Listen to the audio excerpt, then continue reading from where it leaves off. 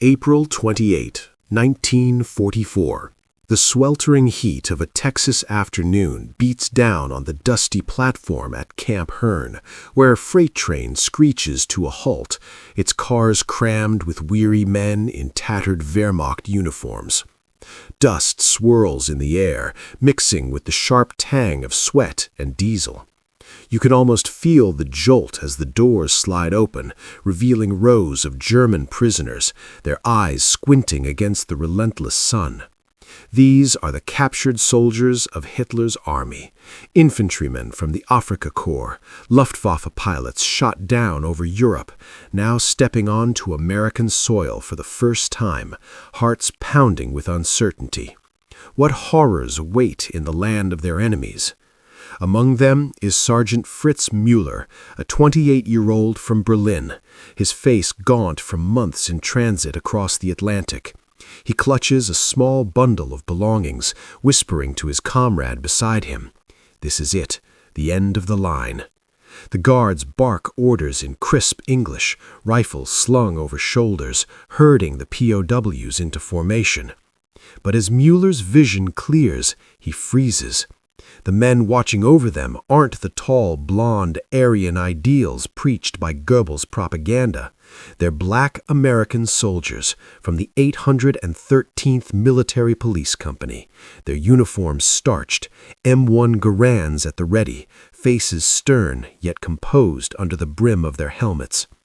The Germans exchange glances, a murmur rippling through the ranks. "Neger?" one whispers, using the derogatory term drilled into them by Nazi ideology. How could this be? In the Reich, they'd been taught that blacks were subhuman, unfit for anything but servitude.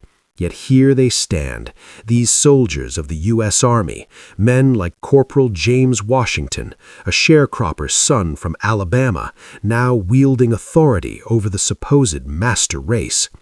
Washington steps forward, his voice steady. "Line up, single file, no talking."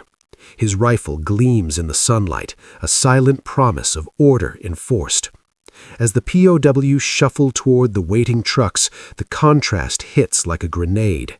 Back home, Müller had seen newsreels of American degeneracy, but nothing prepared him for this.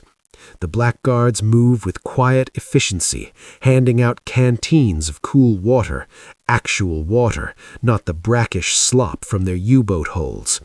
One prisoner, parched and defiant, hesitates before accepting. "Danke," he mutters, almost involuntarily. Washington nods, no malice in his eyes, just the routine of duty. Kindness from them? Müller's mind reels. Nazi training screamed that these men were inferior, yet they're the ones with the power here, the rifles, the commands, the control. The trucks rumble to life, kicking up red Texas dirt as they head toward the barbed wire fences of Camp Hearn, one of over 500 POW camps dotting the American landscape. Inside, the Germans are processed, fingerprinted, deloused, issued fresh uniforms that fit better than their own ragged ones. Müller watches as a black medic from the 92nd Infantry Division, Buffalo soldiers they're called, checks for wounds, applying salve with gentle hands. "Sit still," the medic says, his southern drawl thick. No beatings, no interrogations under duress, just efficiency laced with unexpected humanity. But whispers spread among the POWs. Why are these guards so composed, so unafraid? In the barracks that night, under the hum of electric lights, a luxury after blackouts in Berlin, Müller lies on his cot, staring at the ceiling. The food earlier, hot stew, bread, even coffee, real coffee, better than many back home scraped by on, and guarded by men the Führer deemed unworthy.